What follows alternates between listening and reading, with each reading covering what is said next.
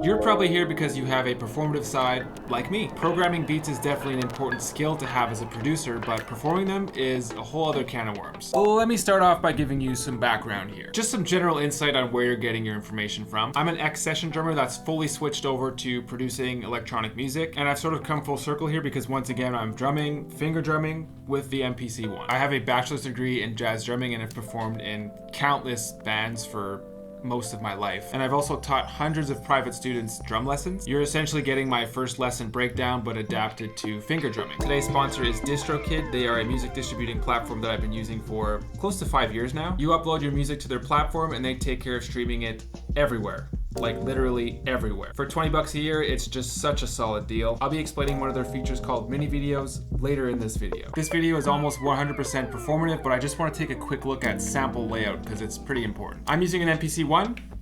I love it. It's got 16 pads. Not sure what you're using, but a lot of pad setups are in groups of 4, which is ideal. If your machine only has 2 rows of 4, then that's okay. You're still fine for this video. We're keeping it nice and simple. The first row will be kick, snare, hi-hat 1, and hi-hat 2, or in my case, a perk. The second row is going to include perk, tom 1, tom 2, as well as open hi-hat. If you're an MPC-1 user and you want this exact sound, I'm using a stock kit. It's called 80s Grid Kit. If you are left-handed, you will want to reverse this entire setup. And essentially every right-left reference that I make throughout the video will be reversed for you. Whatever your strong hand is, that's what you want to cover hi-hats.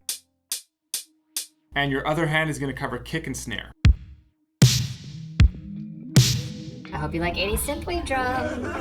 That's pretty much it for setup. Now we're actually ready to learn how to perform. If you have some basic music theory, that's great. If not, we're going to be starting off by learning a few beats using what's called eighth notes. I'll be playing along with the metronome, but if you're just starting, it's really up to you whether or not you want to do that. For starters, sometimes it's a little bit uncomfortable and can actually just get in your way. Once you are fluid with these beats though, I do suggest that you practice them along with the metronome. So here's the foundation of every beat that we're going to be learning today.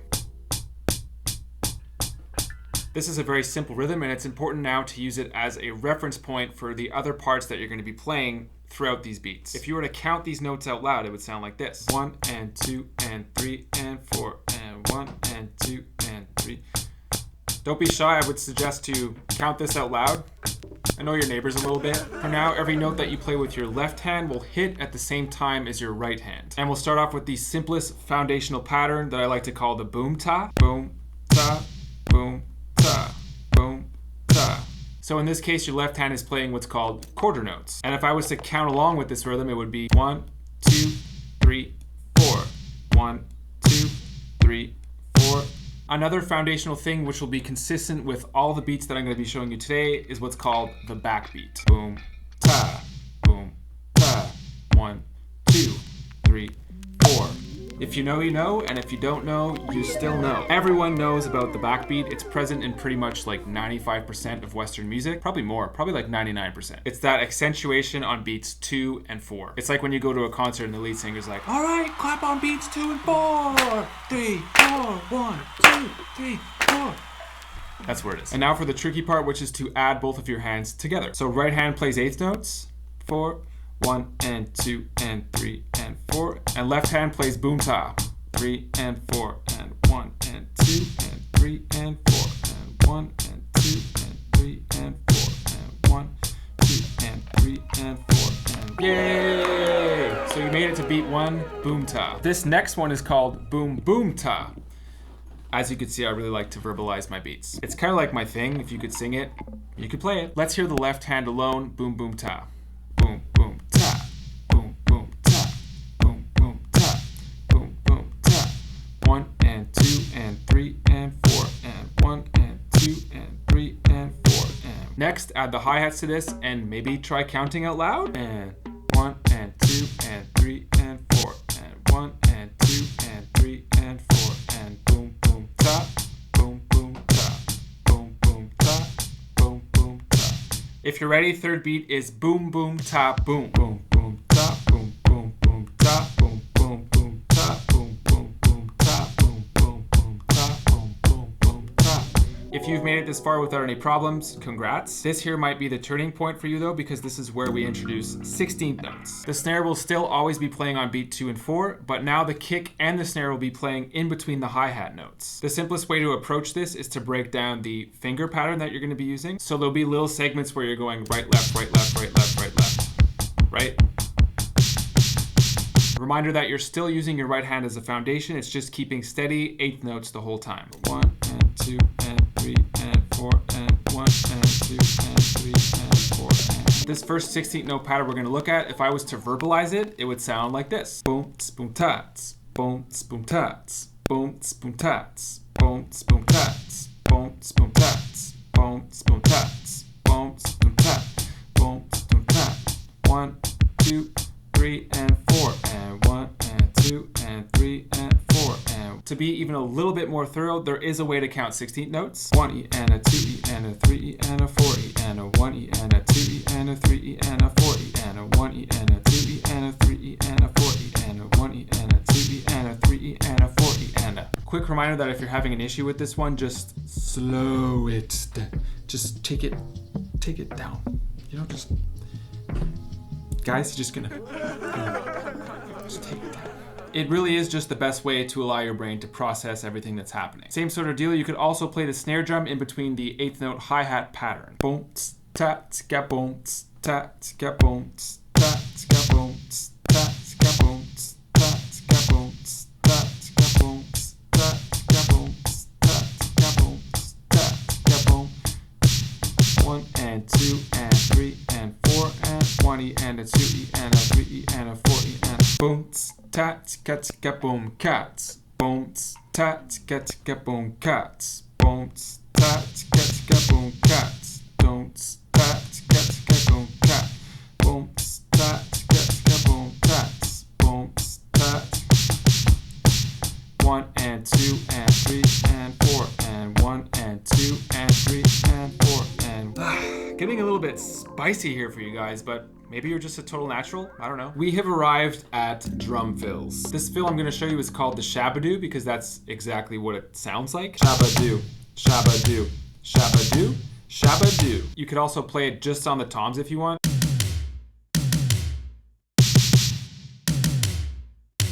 Essentially, the foundation of the shabadoo is right, left, right, right, left, right, right, left, right, right, left, right, shabadoo, shabadoo. We're adding this whole new element to the beat, which definitely takes a bit more focus. So we're going to simplify the actual beat itself. We're going to go back to boom, ta, boom, ta.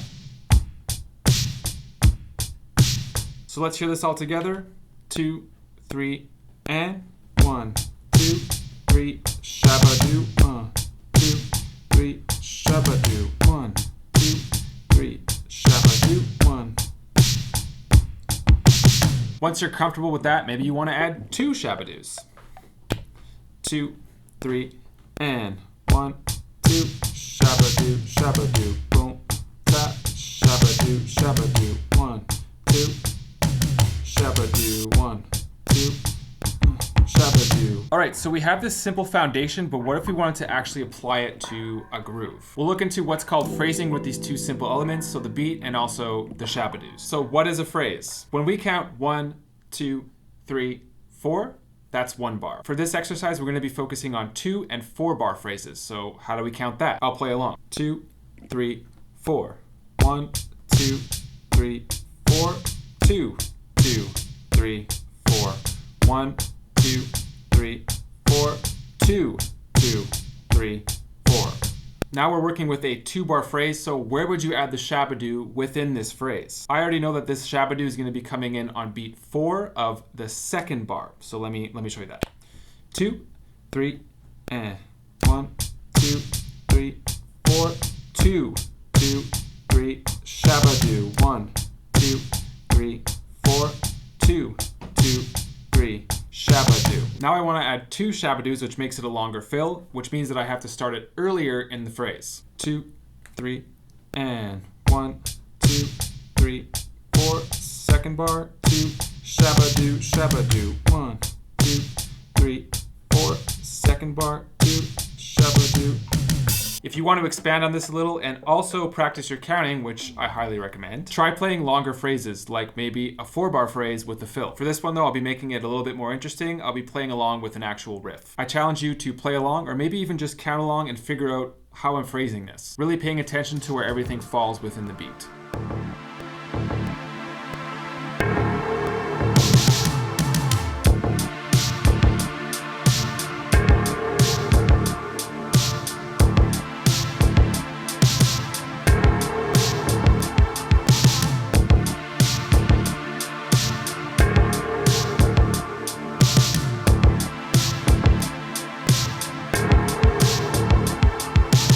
This exercise may seem very simple, but I can't stress how important it is to have a solid foundation of what a phrase is and what it feels like. Otherwise, you're just playing beats and you're completely lost. With nowhere to go, you'll never find your way back. And all this time you spent learning about shabadoos will just be time lost.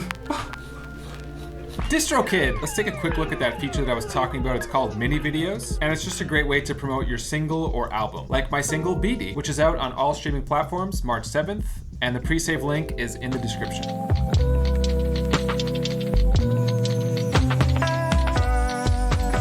This is actually one of many animations from mini videos which you have access to as a Distrokid member. If you already have an account, head to your homepage and click on the More tab, head down to mini videos and choose the animation that works for you. Another great social media tool to promote your music.